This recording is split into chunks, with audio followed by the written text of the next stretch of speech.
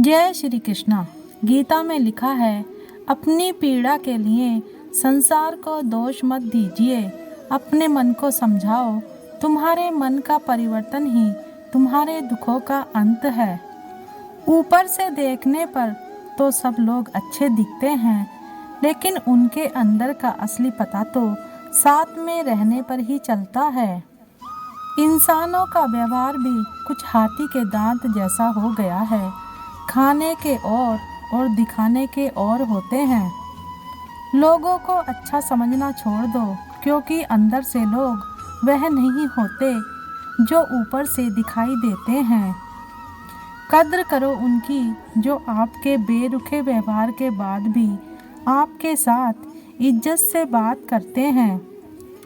जिंदगी में सब लोग दोस्त या रिश्तेदार बनकर ही नहीं आते, कुछ लोग सबक बनकर भी आते हैं।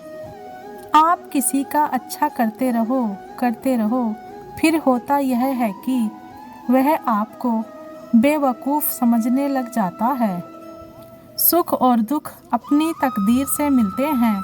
अमीरी और गरीबी से उसका कोई लेना देना नहीं होता है। रोने वाले महलों में भी रोते हैं, और जिनकी तकदीर में खुशियाँ होती हैं वो झोपड़ी में भी हंसते हैं। मतलबी लोगों के साथ रहने का मज़ा ही कुछ और है। थोड़ी तकलीफ ज़रूर होती है, पर दुनिया के दर्शन उनके अंदर ही हो जाते हैं।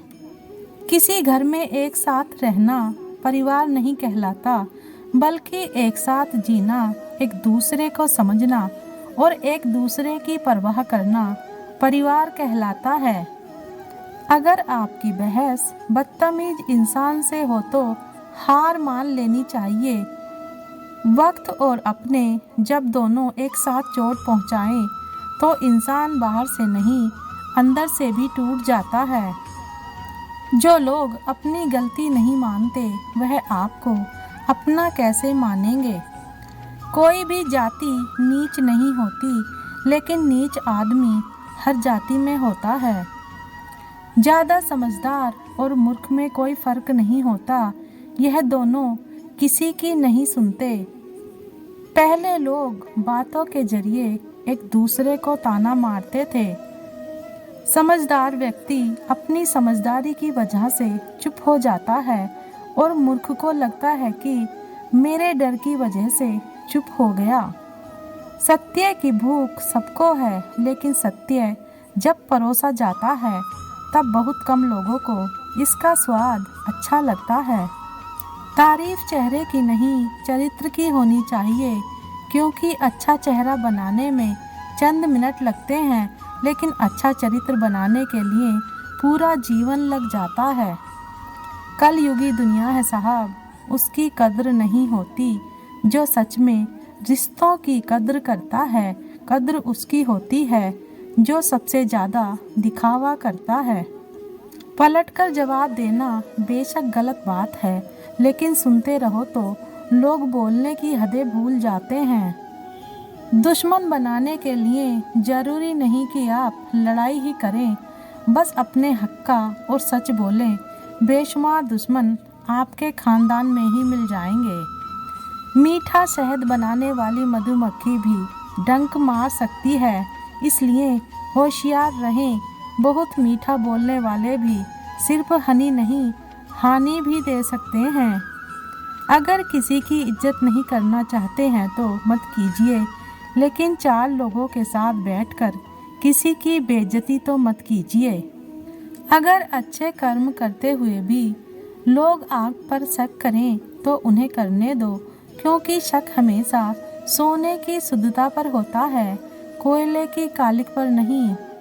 मुफ्त में सिर्फ माँ बाप का प्यार मिलता है, उसके बाद हर रिश्ते की कीमत चुकानी पड़ती है।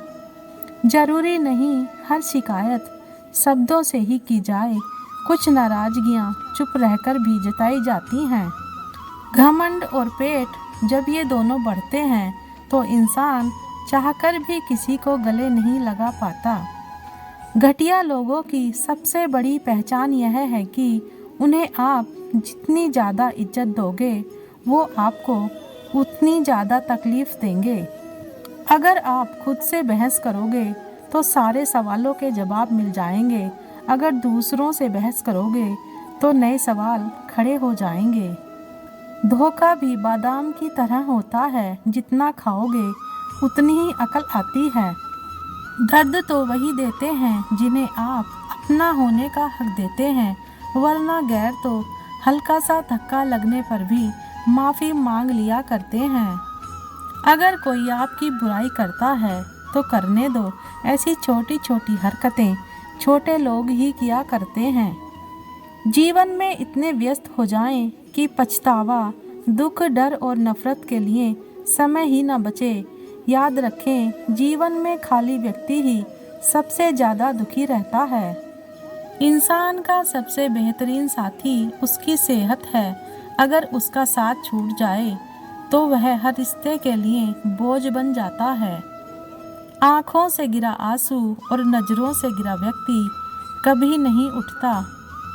हमेशा ऐसे व्यक्ति को संभाल के रखिए जिसने आपको ये 3 भेंट दी हों: साथ, समय और समर्पण। हे ईश्वर, शिकायत रोज करता हूँ कि तू मेरे साथ रहे, मगर खुद को तेरे काबिल बनाना रोज भूल जाता हूँ।